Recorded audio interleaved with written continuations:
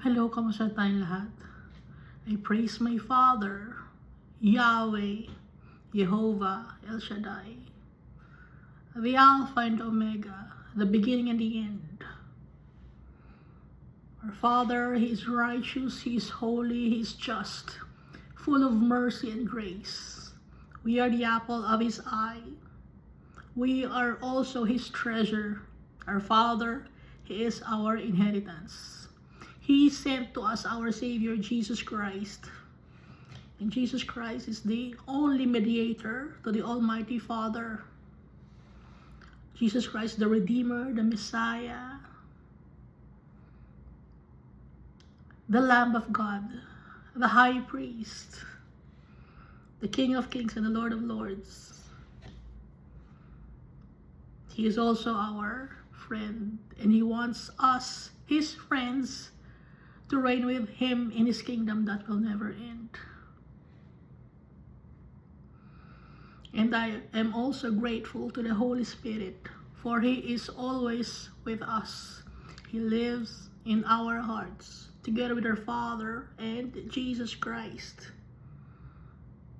So whenever we call on the name of our Father, we will use the name of Jesus Christ through the power of the Holy Spirit. The Holy Spirit is the one guiding us, reminding us of following the teachings of our great teacher, Jesus Christ. The Holy Spirit is also giving us blessings, fruits, and gifts every day from the Almighty God. So, Iska, last time, we read Deuteronomy chapter 32. It's the Song of Moses, which the Almighty Father had composed. Si Almighty Father nagsulat ng, ang nagbigay ng, binigay niya ang kanyang Holy Spirit kay Moses to write the Song of Moses.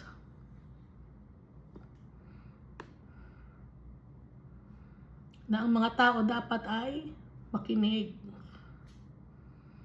Si Almighty Father, He is the rock. He's perfect. He's just. He's for truth and righteousness and uprightness. Yung mga tao na corrupt, wicked, they are not the children of the Almighty God.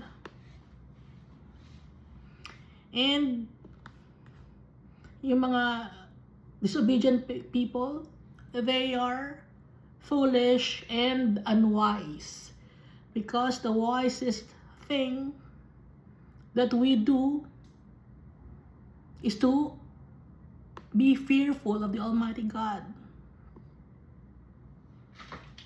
The fear of the Lord is the beginning of wisdom. Kung takot tayo sa tatay natin, nire-respeto natin siya, lagi natin iniisip yung tatay natin, makakagawa tayo ng mga mabubuting bagay, because our Father, He is good.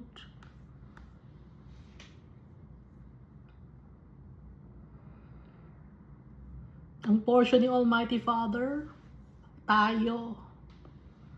Tayo ang kanyang inheritance. Sinave tayo ng tatay natin, ng Creator natin, from the wilderness. Buhat-buhat tayo ng tatay natin. Araw-araw siya nagbibigay sa atin ng blessings, mga pagkain, magagandang bagay galing lahat kay Almighty Father, kaya huwag natin siyang kakalimutan. At ayaw na ayaw ni Almighty Father na mga foreign God, false deities, mga gawa sa kahoy, ginto, bakal, semento, na sinasabi nyo kunyari na yon si Jesus Christ, na yon si Almighty Father. Ayaw ni Almighty Father na i-associate siya sa mga gawa ng kamay ng tao, na mga images, because it's an abomination in the eyes of the Almighty Father. Iba yung Ark of the Covenant. Yung Ark of the Covenant, it was designed by our Father, inspired by the spiritual things, or which are in heaven. Yun ang Ark of the Covenant. Gawa ni Almighty Father, and yung wisdom ni Almighty Father, ibinigay niya sa mga craftsmen para magawa yung Ark of the Covenant. That was before. So ngayon, wala na tayong Ark of the Covenant dahil ang Ark of the Covenant natin ay si Jesus na. And si Jesus, wala siya na iwang picture or statue because he was considered a criminal when he was in this world. When the Roman soldiers crucified Jesus, he was considered a criminal. Kaya lahat ng mga associated with Jesus, they were mocked. They were rejected by the people. Kaya lahat ng mga as apostles ni Jesus, mga disciples, kumalat sila. Lahat sila nagkumalat, hindi sila nagsama-sama sa isang lugar kasi hinahunting sila.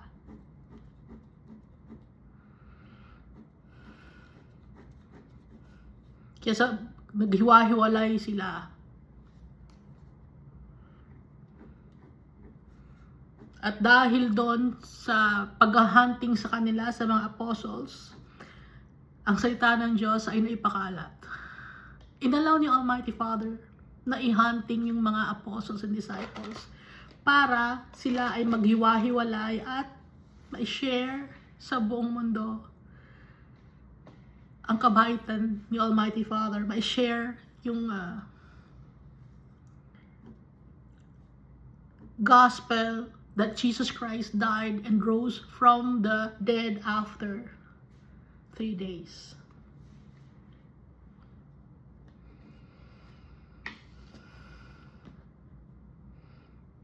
Kaya tayo dapat nating sundin yung tatay natin. Hindi tayo dapat maging wicked.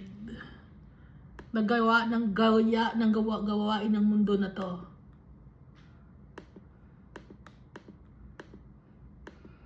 Dapat maging perfect tayo. Binanggit dito na Jeshurun grew fat and kicked.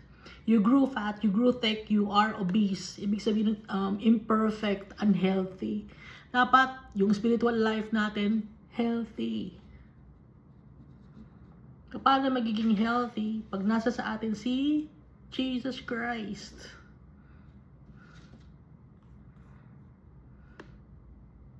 Pag healthy, life. Pag unhealthy, death. No?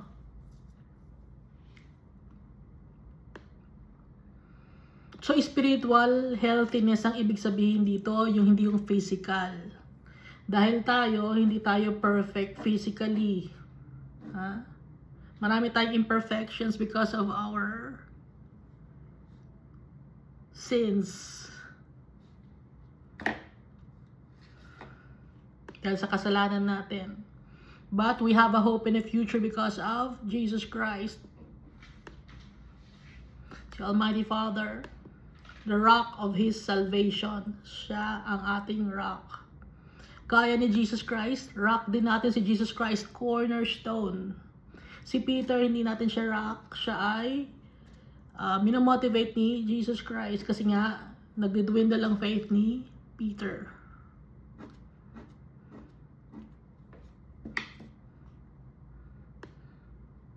At dapat, we must give praise and worship to our Father. Do not sacrifice to demons.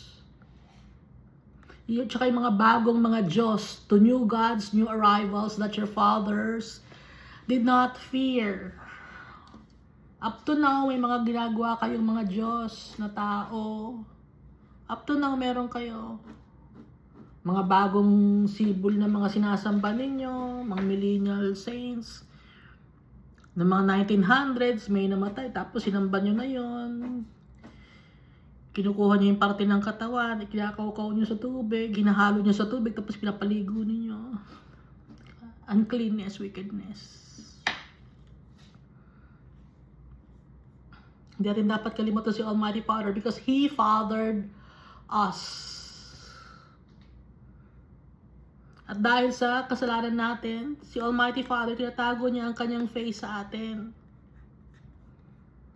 Dahil pinagsiselos natin siya. Dahil mas sinasamba natin ang mga bagay na nakikita natin dito sa mundo.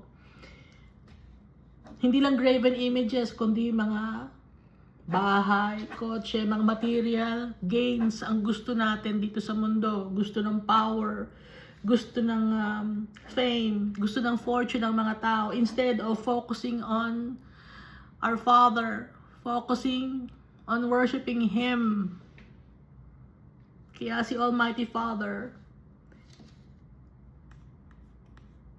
He's being provoked to jealousy by the people.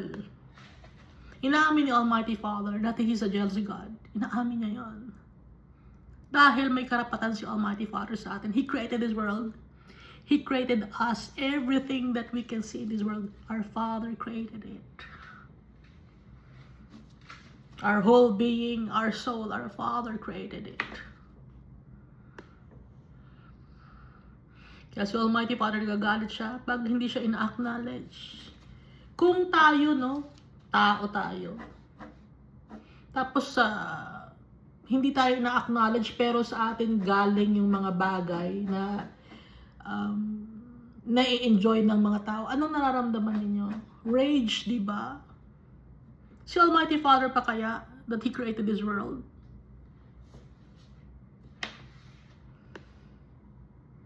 Yes, kaya ang mangyayari ngayon ay kaparusahan, pestilence, trials and tribulations, bitter destruction. Yun ang nangyayari sa mga tao. Wars, inflation, calamities. Pero matigas ang ulo natin kahit durug-durug na tayo. Gusto pa rin natin ng wickedness. Hindi tayo natatakot sa tatay natin.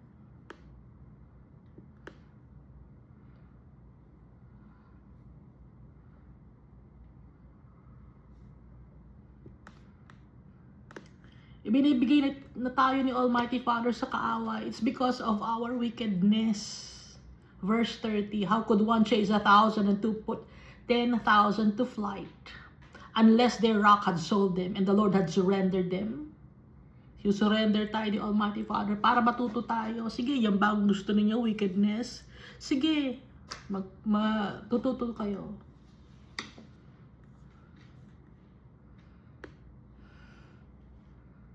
Hanggat hindi tayo natututo, pains and sufferings ang ma-experience natin. There's no contentment. Recap pa lang to, no? Deuteronomy chapter 32, yung Song of Moses. So si Almighty Father ang gumawa nito. Nilagay lang na Song of Moses kasi si Moses ang pinasulat niya sa parchment paper ba? Or ano bang papel ang ginagamit nila doon? Time na yun.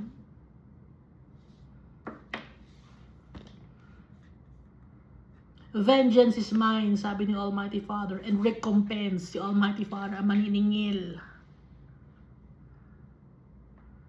For the Lord will judge His people and have compassion on His servants. Ihusgahan ni Almighty Father ang mga tao, pero sa kanyang mga naglilingkod sa Kanya, nagmamahal sa Kanya, iingatan niya tayo, maaawa siya sa atin.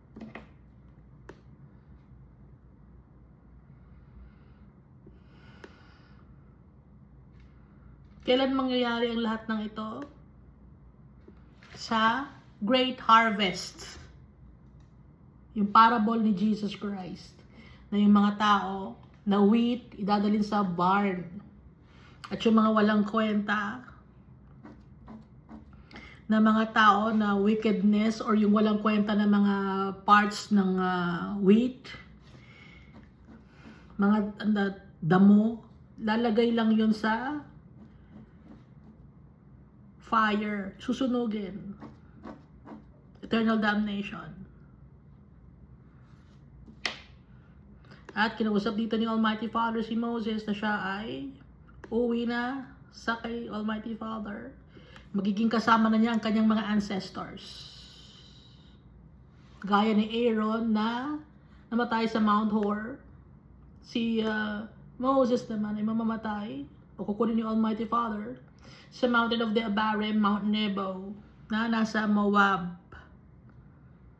Hindi siya makakapasok ng land flowing with milk and honey, land of Canaan, because Moses sinned against the Almighty Father by not acknowledging the power of the Holy One.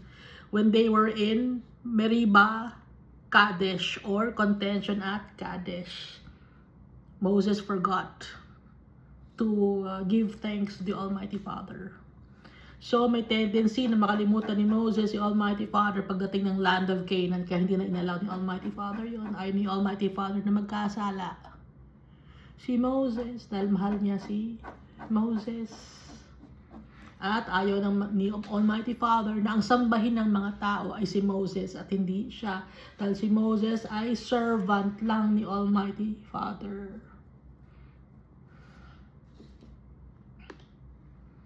Makikita lang ni Moses ang land from a distance. Doon sa mountain mismo, overlooking yung land. Doon siya kukunin ni Almighty Father. At hindi takot si Moses.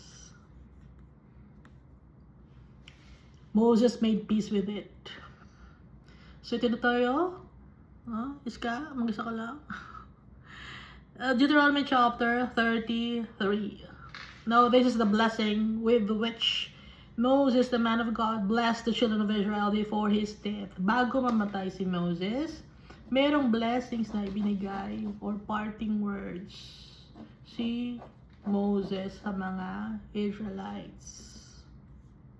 And he said, the Lord came from Sinai and dawned on them from Seir. He shone forth from Mount Paran, and he came with 10,000 of saints. From his right hand came a fiery law for them. Sino yung 10,000 of saints? Nung time kasi na to, 100,000 ang bilangan, 1,000 lang, no? Kasi konti lang. Ngayon, ang bilangan na natin ngayon ay million na ang mga tao. Pati yung mga pera noon time na yon, ang bilang ay 100 shekels, 1,000 shekels, 100,000 siguro pinakamali. Wala pang million na kwenta noon. Ngayon lang, lately lang nagkaroon millions and billions.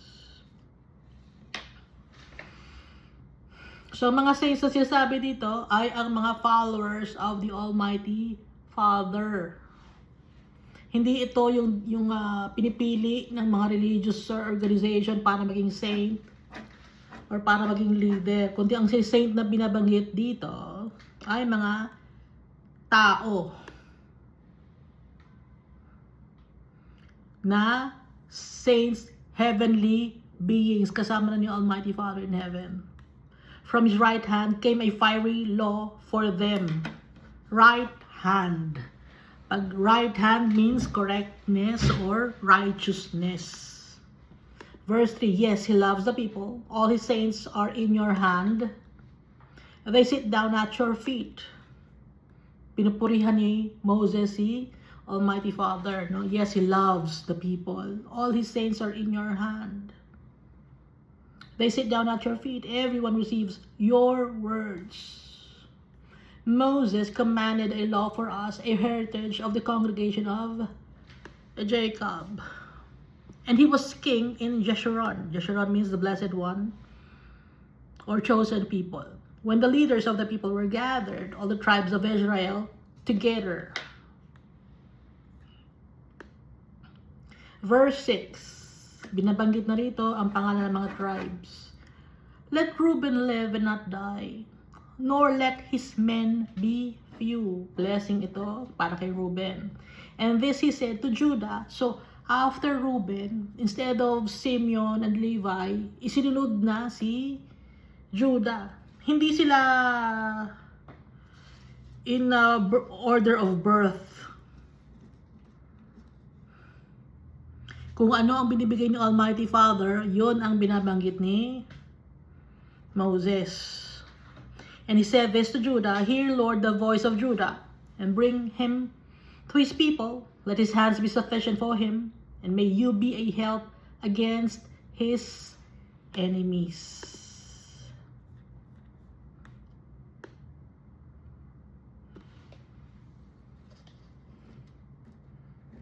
bakit anong kasalanan ni Reuben? Tinabihan niya yung asawa ng kanyang father. Kaya sinabi to, let Reuben live and not die. And then dito sa verse 7, ang sabi, bring him to his people, let his hands be sufficient for him, and may you be a help against his enemies. Magkakaroon ng kalaban ang mga Judah or Jew. Verse 8, no? Imbis na si Simeon, Judah ang binanggit. And of Levi, meaning Levi na i-join. Let your Thummim and your Urim be with your Holy One. Dahil ang mga high priests and priests ay manggagaling sa tribe of Levi, binanggit yung Thummim and Urim ni Almighty Father.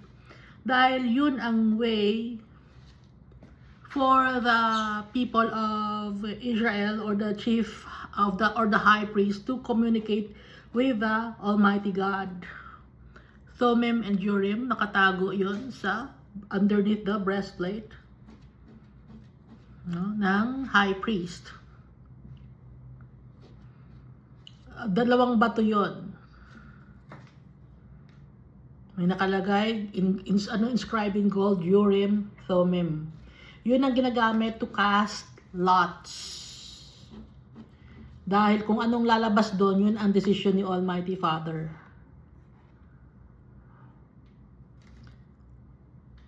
Whom you tested at Massa, and with whom you contended at the waters of Meribah.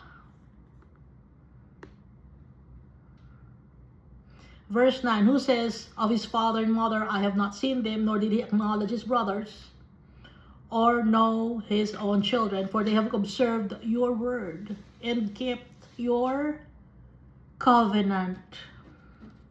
So the Levites were set apart, joined with the Almighty Father. Dito sa verse 9, sinabi, who says of his father and mother, I have not seen them. Kasi nga, pag chief priest ka na, pag high priest ka na, tsaka pag priest ka na, iihiwalay ka na sa iyong mga parents. Yung pag namatay sila, no, yung mga parents ng mga high priest at saka ng priest, hindi sila basta-basta pwedeng makimingle pag namatay kasi kadumihan yon. Natatandaan natin yun, nabasa na natin yung iska, diba? Kaya nakalagay dito, I have not seen them.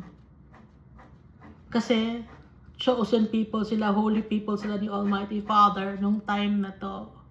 Hindi sila pwedeng humawak ng madudumi, ng mga dead things, unclean things. Verse 10, they shall teach Jacob your judgments and Israel your law. Jacob means supplanter or follower. They shall teach your follower your judgments and Israel your law. Israel means one who struggled with God and prevailed. They shall teach your followers your judgments, and those who struggled with God and prevailed, your law. They shall put incense before you, and a whole burnt sacrifice on your altar. So, maraming names ang binabanggit dito. Pagbabasahin natin to, yung meaning ng names nila ang gagamitin natin para maintindihan natin. Dahil, nung pinanganak yung mga anak ni Jacob, laging binabanggit, bakit yan ang pinangalan mo? Leah, bakit? Di ba binabanggit Leah? Pinangalan ni Leah ang kanyang anak na si Reuben kasi, behold, a son. Ipinanganak naman ni, ang pangalawa ay si Simeon. Dahil may meaning yun may dahilan si Leah. Pero, yung dahilan na yun, si Almighty Father ang may gawa nun. Kasi nga, kailangang makumpleto yung names para maituro si Jesus Christ. Naintindihan ko sa sarili ko. Kailangan yung names na mabuo para maituro yung Savior natin, si Jesus Christ.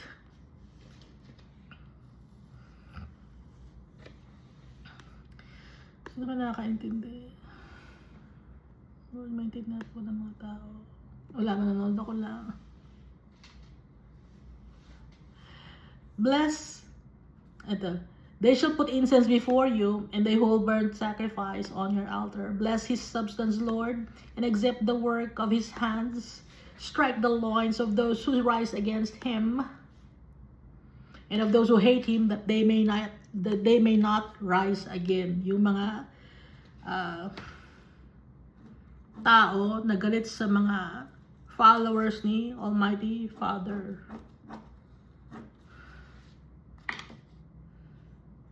Strike the loins of those who rise against him, and of those who hate him, that they rise not again. And then, dito naman, verse 12 of Benjamin.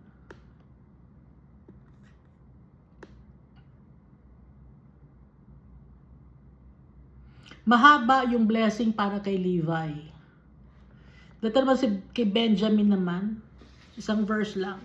Of Benjamin, anong ibig sabihin ng Benjamin? The son of the right hand.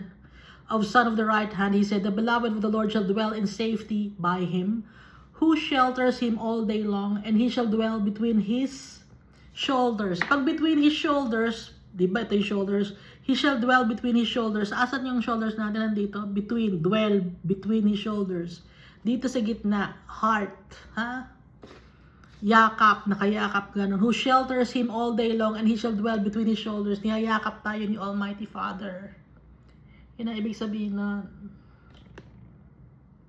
And of Joseph, he said, blessed of the Lord is in his land, with the precious things of heaven, with the dew and the deep lying beneath, with the precious fruits of the sun, with the precious produce of the months, with the best things of the ancient mountains, with the precious things of the everlasting hills, with the precious things of the earth and its fullness. Napaka-vast tong blessing. And the favor of him who dwelt in the bush, let the blessing come on the head of Joseph. Ang Joseph meaning God will add, or God will augment, or God will support. Yun ang ibig sabihin ng Joseph, or Yosef. So ito, anong i-add ni Almighty Father sa kanyang mga followers? Blessings upon blessings, buong mundo. His glory is like a firstborn bull, and his horns like the horns of the wild ox. Together with them, he shall push the peoples to the ends of the earth. They are the 10,000s of Ephraim, and they are the thousands of Manasseh. Ephraim. Saan ba si Ephraim? 10,000s of Ephraim.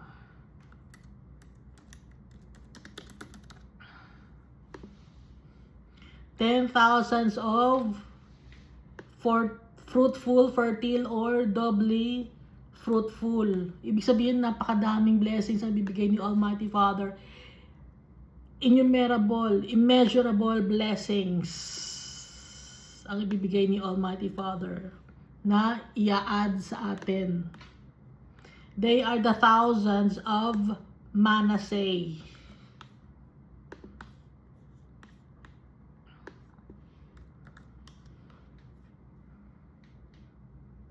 To forget or causing to forget. And they are the thousands of Manasseh. To forget the, anong makakalimutan natin? Yung pains and sufferings natin, makakalimutan natin because of the blessings of the Almighty Father na nag-uumapaw. And of Zebulun, he said, rejoice, Zebulun, in your going out. Zebulun means dwell. Ha? Magpakasaya ka, Zebulun, kung nasaan ka man nakatira in your going out, and Issachar in your tents. Issachar means rewards. Yung reward mo na sa tent mo. Yung dwelling place, at saka yung reward. May blessing yun. They shall call the peoples of the mountain. They shall offer sacrifices of righteousness. For they shall partake of the abundance of the seas, and of treasures hidden in the sand. Verse 20. And of God, No, si God. Hindi si God, kundi si Gad. And of Gad, he said, "Blessed is he who enlarges Gad." Gad means wealth, riches, properties. He dwells as a lion and tears the arm and the crown of his head. He provided the first part of himself because a lawgiver's portion was reserved there. He came with the heads of the people, and he administered the justice of the Lord and his judgments with Israel. Yun ang bibig sabihin ng, yun ang blessing na para kay God. And of Dan, Dan means judge. And of Dan, he said, Dan is a lion's as well. He shall leap from Bashan. Yung judgment. Yun ang may papatupad.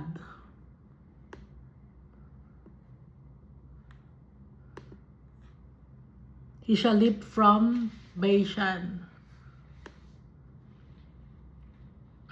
Yung whelp, ibig sabihin nun ay young puppy, wolf or other carnivorous mammal, cub. No? Dan is a lion's cub, he shall leap from Bashan. Yung judgment. Verse 23, and of Naphtali, ang ibig sabihin ng Naphtali ay struggles or wrestling. And of Naphtali, he said, O Naphtali, satisfied with favor and full of the blessing of the Lord, possess the west and the south. Sila ang magmamayari ng west at south. Verse 24, and of Asher, he said, Asher is most blessed of sons. Let him be favored by his brothers, and let him dip his foot in oil, anointed.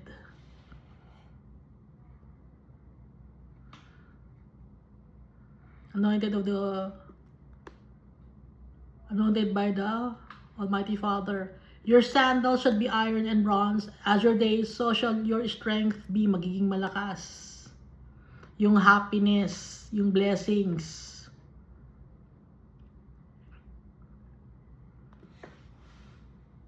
There is no one like the God of Jeshurun, who rides the heavens to help you, and in his excellency on the clouds, the eternal God is your refuge.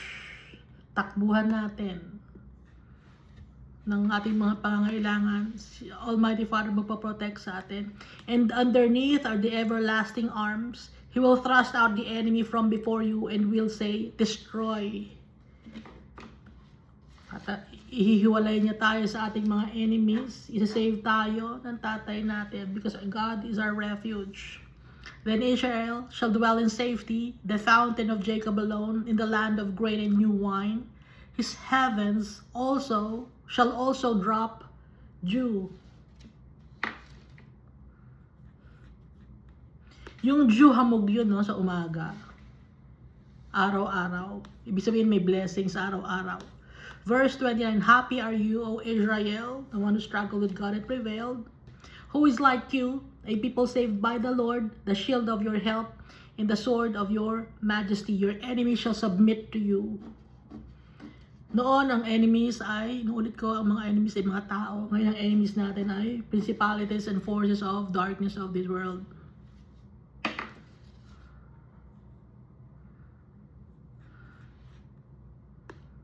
And you shall tread down their high places. Laging binabanggit yung high places. Ano yung high places? Places for pagan worship. Ano ba yung pagan worship or paganism? Paganism ay yung maraming sinasambang mga santo na gawa sa kahoy, semento, bakal, ginto, plastic, konkreto, tingga. Hindi natin may lalagay si Almighty Father sa tingga. sa gold, kahit ginto pa yon. Hindi natin mailalagay si Jesus sa ginto. Hindi natin mailalagay si Jesus sa isang papel lang, tapos i-worship yung papel. Hindi yon. Faithful and true si Jesus Christ. And He wants to be worshipped in spirit and in truth, just like the Almighty Father. Jesus also forgives sins like the Almighty Father. Therefore, Jesus is also God. Dito tayo, Deuteronomy chapter 34. So, yun ang binigay na blessings, no? The Almighty Father sa tribes bago umalis si Moses. Wala ang name ni Simeon. Ha? Ano bang meaning ng name ni Simeon? Wala ang name ni Simeon, hindi nabanggit.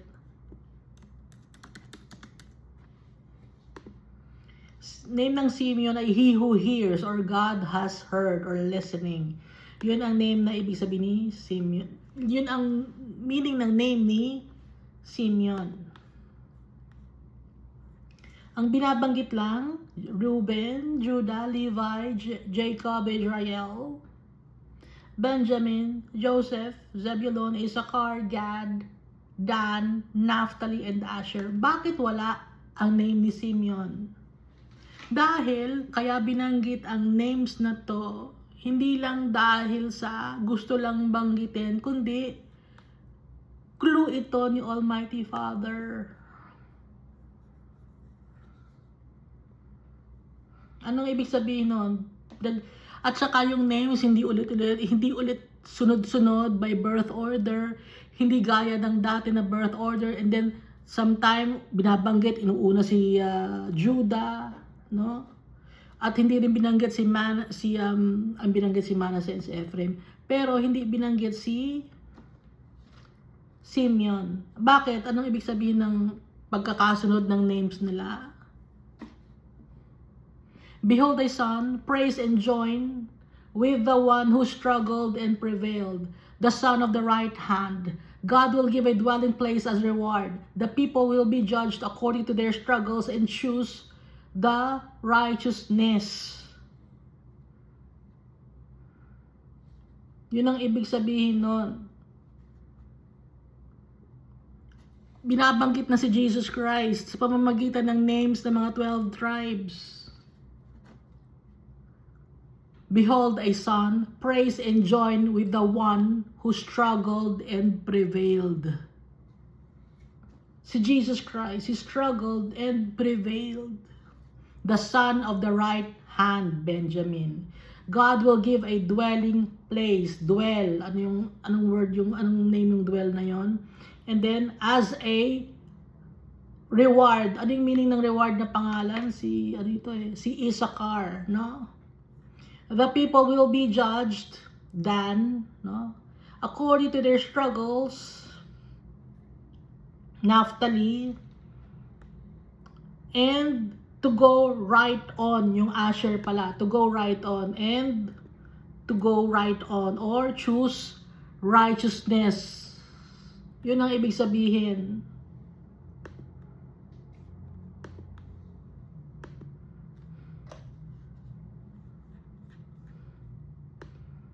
Hinahanap natin, dahil ang sabi ni Jesus, seek ye first the kingdom of God. Kaya hinahanap natin lahat ng meaning itinatago ni Almighty Father, ang makakakita lang ay yung naghahanap sa Kanya. Seek ye first, hanapin.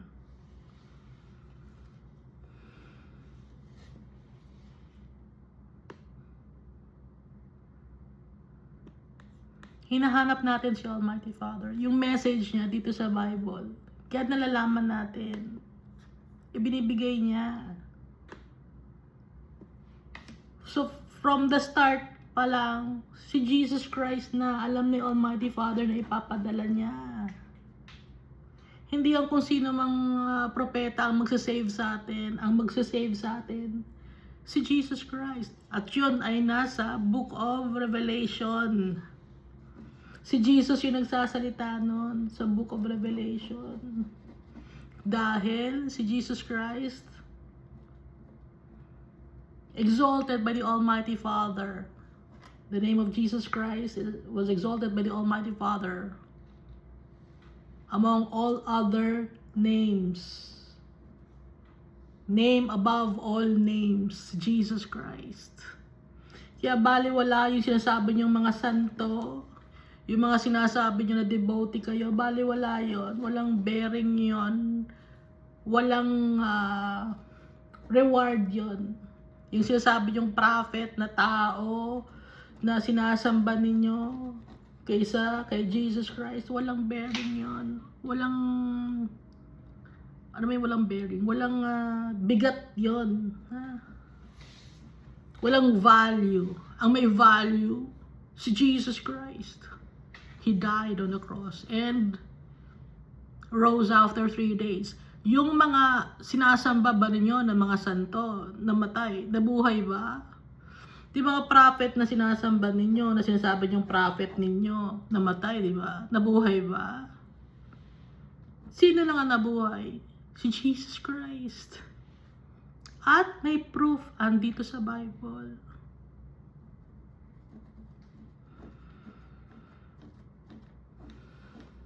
Walang imposible kay Almighty Father. Walang imposible kay Jesus Christ. Kasi sinasabi ng mga tao, imposible namang nabuhay. Ano yun? Yes. Walang imposible. Walang imposible kay Almighty Father. Ito ang mundo na to, ginawa ni Almighty Father just by His words. Walang imposible.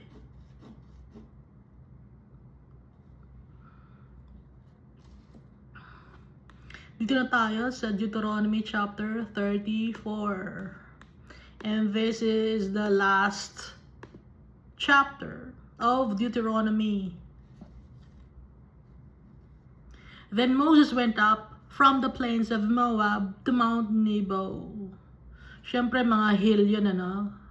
Umaakyat sila sa bundok. From the plains of Moab, plain lang yun ng Moab, and then may pataas doon na mountain, Mount Nebo, to the top of Pisgah, which is across from Jericho. Kitang-kita ni Moses yung across the Jericho.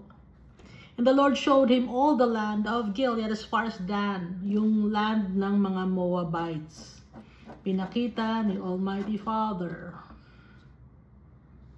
hanggang sa lupain ng Dan. Ang layo nun, kitang-kita lahat ng mga nakikita ni Moses na land, bigay yun ni Almighty Father, and Moses was happy to see the land that the Almighty Father preserved for his children. He was happy.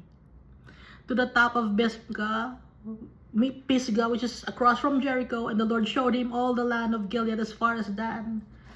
Joyfulness ang naramdaman dito ni Moses. All Naphtali and the land of Ephraim and Manasseh, all the land of Judah as far as the western sea. Kitang-kita sa Mount Nebo, yung Mediterranean Sea. Malayo ba ang kita ko dito? Kaya lagi akong tumitingin dito kasi bintana. Gusto kong tumingin sa sky.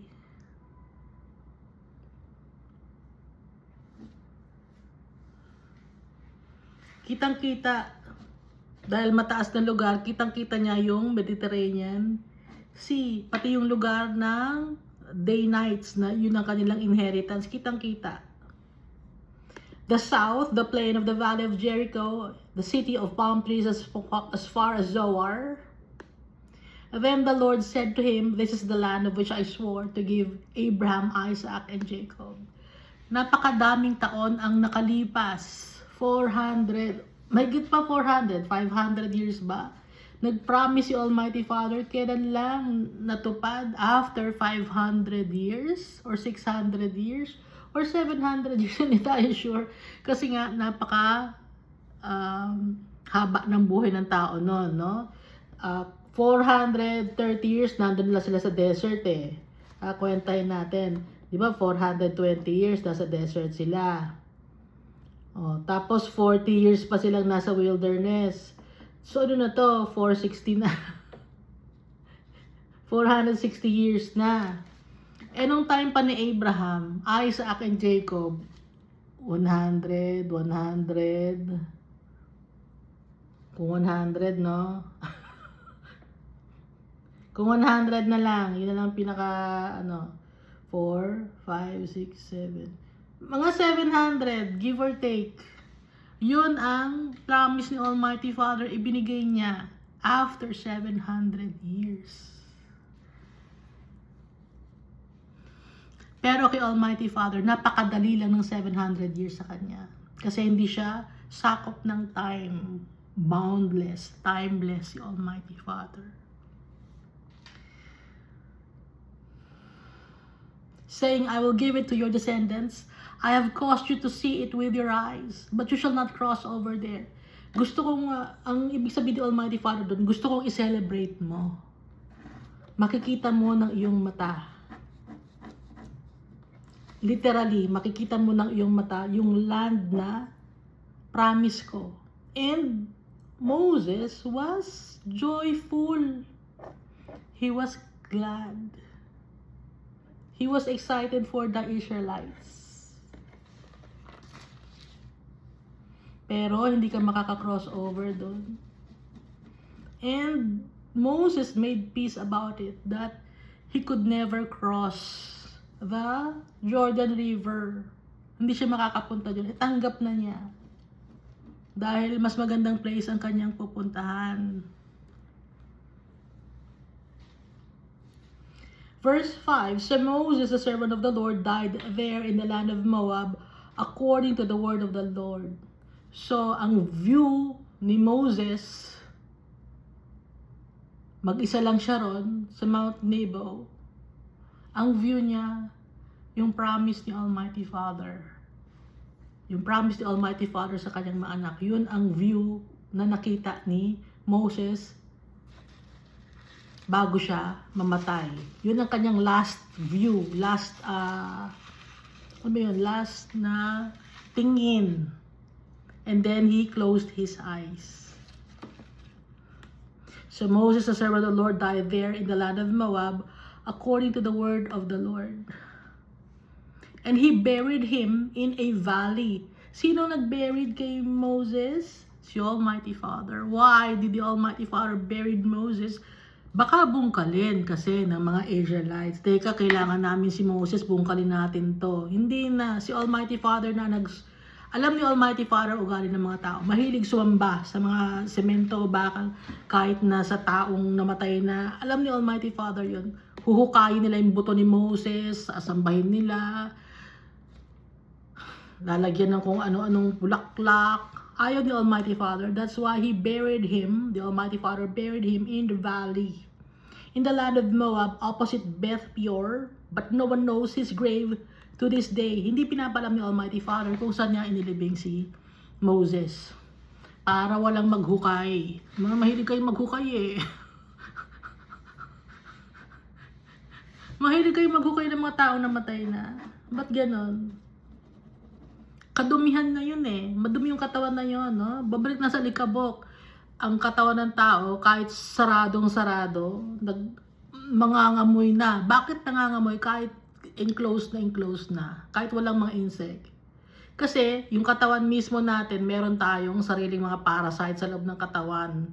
No? Na namamaho, kahit na naka-enclosed baho na. Dahil sa mga kinakain natin.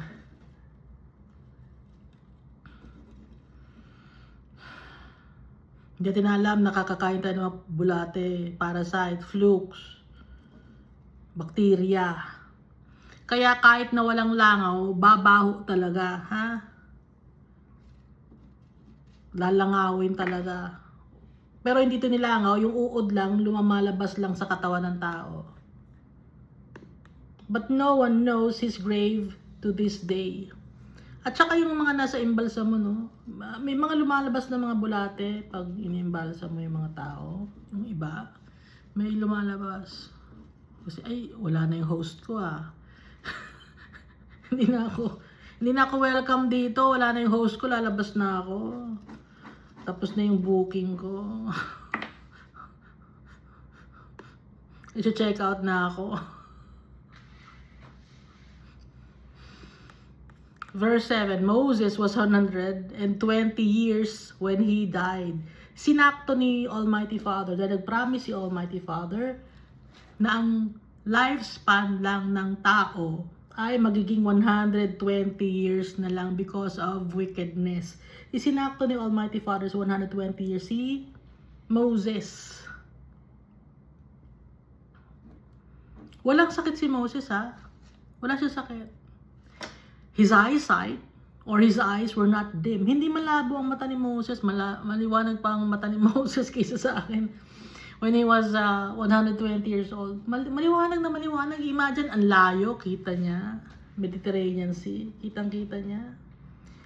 So, si Almighty Father, ang nagbigay sa kanya ng strength, ng health. Ano pa? Nor his natural vigor diminished. Ibig sabihin, hindi nabawasan yung kanyang lakas ng katawan. Nakakaakit pa nga ng mountain eh. Hindi inalaw ni Almighty Father na manghina si Moses. Dahil si Almighty Father, wala siyang mga anak niya na pinapabayaan niya. Lahat ng mga anak ni Almighty Father, iniingatan niya. Dahil yung mga tao na nagtitiwala kay Almighty Father, mahal ni Almighty Father yon. Hindi niya papabayaan. Wala siyang pinabayaan ng mga anak niya. Baka sabihin niyo, bakit yung mga disciples, yung mga apostles, they were killed by the Roman soldiers?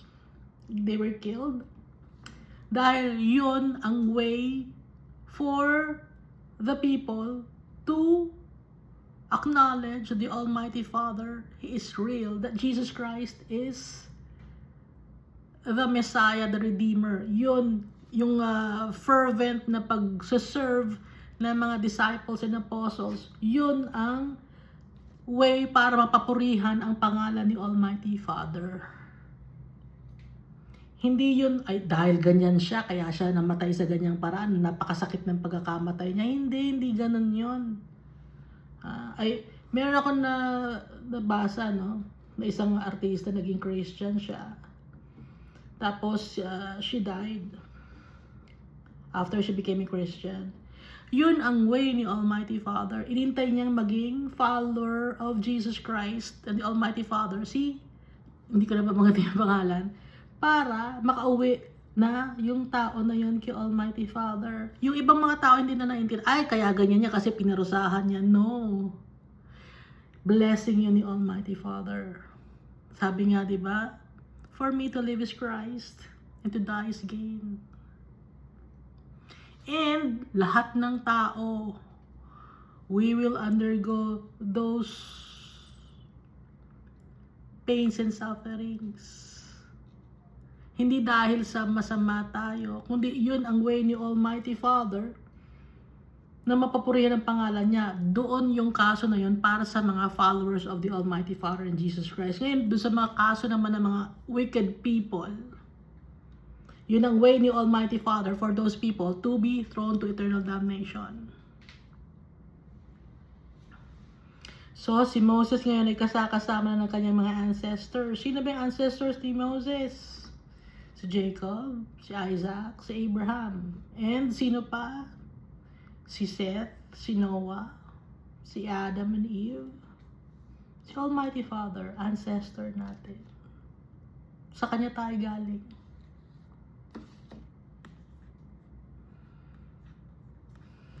Verse 8, and the children of Israel wept for Moses. Nag-iyakan ng mga tao in the plains of Moab 30 days. O hindi 40 days ha, 30 days lang. So the rest of weeping and mourning for Moses ended. Kasi 30 days lang sila nag-iyakan. Nag-mourn sila, nalungkot sila. Kasi matagal na lang nakasama si Moses for like 40 years in the wilderness. Hindi pa sila pinapanganak, kasama na nila si Moses. No? Sino lang ang natira na mga tao from Egypt up to the land flowing with milk and honey? Si Caleb and Joshua na lang ang natira. Wala na si Miriam, wala na si Aaron, wala na si Moses. So si Caleb and Joshua na lang. Yung matatanda doon. Yung ibang bata na yun, ha? Bata na yun. Mga bagong panganak or nung time na nagkaroon ng first census, they were only 90 years old and below. Nung nagkaroon ng pangalawang census, kasama na sila doon sa men of war sa second census. Now Joshua, the son of Nun, was full of the spirit of wisdom. Bakit siya full of spirit of wisdom? Because he was anointed by the Almighty Father. For Moses had laid his hands on him. Dahil yung power of the Almighty Father that was on Moses, Moses laid his hands on to Joshua. So from the Almighty Father, binigay kay Moses. From Moses, binigay kay Joshua. Ngayon, sa paglalay ng hands natin, importante, tingnan muna natin yung mga tao maglalay ng hands sa atin. Hindi lahat ng taong maglalay ng hands sa atin maganda ang hangarin. Mga followers ni Jesus Christ, the Almighty Father, maganda ang hangarin. They have the Holy Spirit in them. Pero kung ang maglalay ng hands sa'yo ay wicked people, hahawakan ka ng ganyan, or ililay ka ng hands, i-check mo muna, okay ba tong si brother? Okay ba siya maglay ng hands sa akin? Teka muna brother, parang diskumpiyado ako sa'yo eh. No, hindi lahat ng tao kasi, yung iba kasi, nagpapanggap sila na followers of Jesus Christ and the Almighty Father. By their fruits you will know them. But then, hindi natin nakikita yung kanilang ginagawa when they're alone. Ha? Kaya mag-ingat din tayo. Paano tayo mag-ingat? Lord God, cover me with your precious blood. Guide me, Almighty Father, na kayo ang manguna sa akin. Ingatan niyo po ako. No. Kasi dalawa ang klase ng paglalay ng hands. Paglalay ng hands for the goodness of the person you are laying hands on to, and naglalay ka ng hands para sumama yung tao. Oh, dalawang klase yun, ha?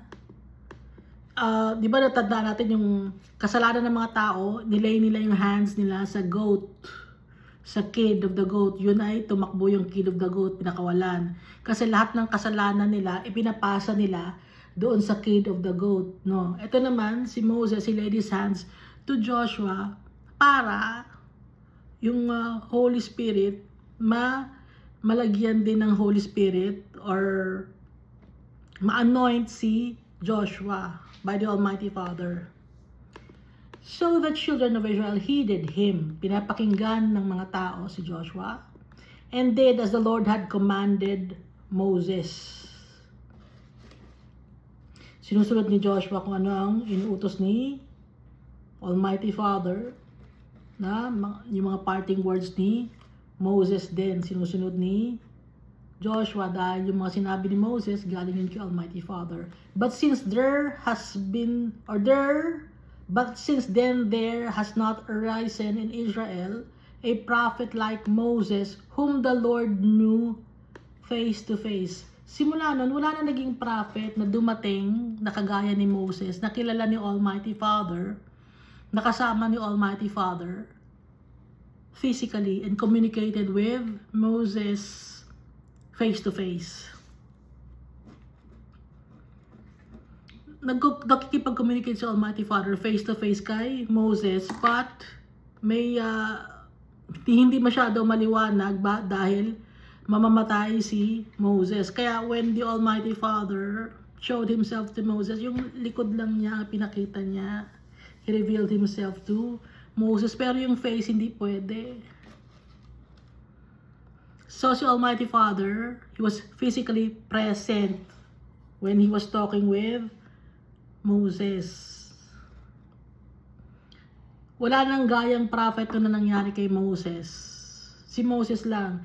Si Joshua, si Isaiah, si Malachi, si Ezekiel, ang nakikita lang nila, visions sa dreams, no? Si Paul, visions and dreams. Si John the Beloved, visions and dreams din.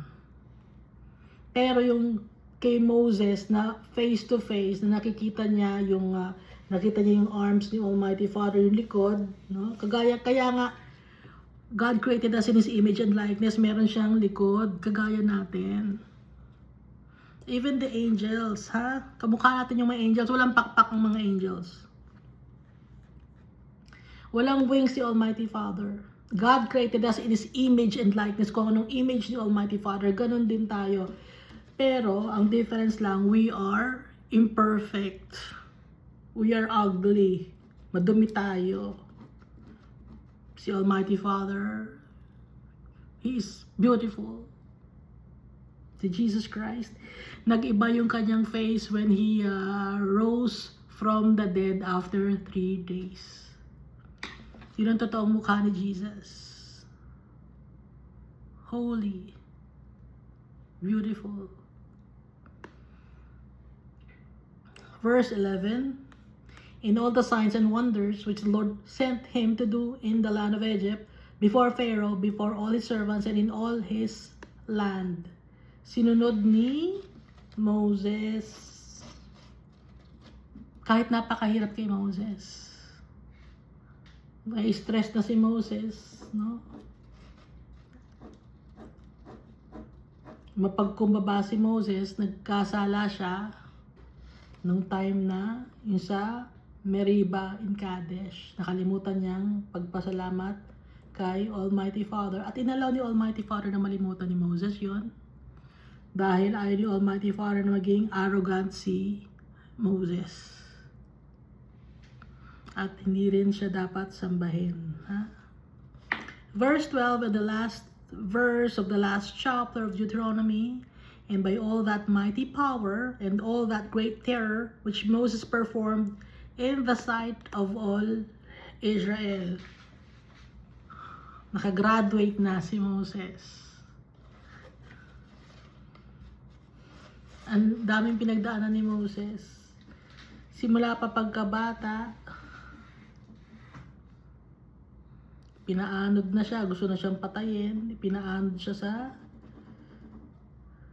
sa river, nakuha siya ng princess. Then yung princess, kinausap si Miriam kung meron bang tagapag-alaga. Ang tagapag-alaga naman niya, inanay niya. So marunong si Moses ng salitang Egyptian at salitang Hebrew or Aramaic. So nag-aral si Moses habang kasama niya yung kanyang nanay, kaya bulol siya, hindi siya marunong magsalita. Naguguluhan siya kung ang salita ba niya ay Egyptian or Aramaic or Hebrew. Ano siya, confused. Kaya bulol siya, inamin niya. And then, ano pang ang weakness ni Moses? Nakapatay siya. Killer. Sinadya niya yon, murder yon. But the Almighty Father forgave Moses. Anong ginawa niya? Imbis na kampihan siya ng kanyang fellow Israelites, sinumbatan pa siya. Kaya natakot si Moses, nagtago siya sa malayong lugar. Nakilala niya yung kanyang father-in-law na si Jericho. No, not Jericho. Si Jethro, na also known as Reuel. At doon niya nakilala yung kanyang asawa. So, ang kanyang asawa ay dark-skinned Ethiopian. Yun ang lahi. Napalayo siya sa kanyang mga pamilya at kapatid. And then from there, tinawag siya ni Almighty Father. He was already 8 years old then. Lagi na nag-iisa si Moses, hindi siya masalita na tao. Kaya yun din na nag-contribute kung bakit siya naging may speech impediment. O, ramdam ko si Moses. Hindi siya mahilig makipag socialize. At focus siya kay Almighty Father. Faithful siya kay Almighty Father. Kahit hindi niya alam ang kanyang ginagawa, sunod lang siya ng sunod. Sunod lang siya. Hindi alam ni Moses ang kanyang ginagawa. Pero sunod lang siya. Nung time na yun, hindi pa napapakita si Almighty Father sa kanya. Pero pag nakakarinig niya ng boses, sunod lang siya, gagawin niya. Obedient. Si Moses, mababang loob, kaya mahal na mahal siya ni Almighty Father. At kinuha na siya ni Almighty Father para hindi na siya magkasala pa pag nakarating sa land flowing with milk and honey. Baka sampahin siya ng mga tao, baka maging arrogant siya. No? Hindi tayo sure, kaya si Almighty Father, kinuha na siya. Tapos na ang kanyang mission sa buhay.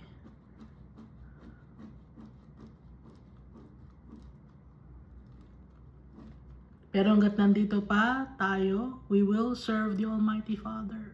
Hanggat hindi pa niya tayo kinukuha, we will serve the Almighty Father. We will love Him. We will adore Him. We will worship Him. Because our Father, He is good. He's just. He's righteous.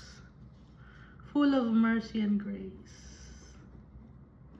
And to top that, He sent Jesus Christ for us. To cleanse us. Para maging kagaya tayo ni Jesus, bigyan niya tayo ng sample. Ito si Jesus, yung anak ko. Sabi ni Almighty Father, ito si Jesus, anak ko, example siya, gayahin niyo siya. Mapaperfect niya yung test, yung exam. Tayo hindi natin na-perfect ang exam, lagi tayo nadadapa, lagi tayong 0 sa exam. It's either 0 or 100 ang exam natin. Pero meron pang tayo. Meron pang may hope pa tayo. Because we are still in this world, may hope pa tayo. As long as our souls are inside our body, intact pa, we have a hope in the future. Thank you, and God loves us all so much.